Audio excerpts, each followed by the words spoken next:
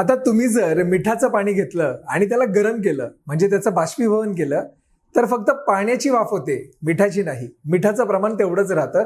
त्याच्यावरच आधारित प्रश्न किती छान आहे पहा. 10 लिटर द्रावणातून 2 लिटर पाण्याचे बाष्पीभवन केले आणि त्याच्यानंतर उर्वरित द्रावणात 6% मीठ असल्याचे आढळून आले तर मूळ द्रावणात मीठ किती टक्के होते. आता 10 लिटर आधीचं द्रावण होतं, मग आता मी 10 लिटर आधीचं द्रावण घेतलं, त्याच्यामध्ये मिठाचं प्रमाण काहीतरी असणार, ते माहीत नाही आपल्याला. ते मिठाचं प्रमाण घेऊया आपण x%. म्हणजे आधीचं जे द्रावण होतं 10 लिटरचं त्याच्यामध्ये मिठाचं प्रमाण x% आहे. मला सांगा, पाण्याची बाष्पीभवन जरी केलं, पाण्याची वाफ केली तरी मिठाचं प्रमाण तेवढंच राहतं की नाही. मग आता काय झालं, बाष्पीभवन केल्यामुळे 2 लिटर पाणी उडून गेलं, वाफ म्हणून उडून गेलं. उरलं किती पाणी? 8.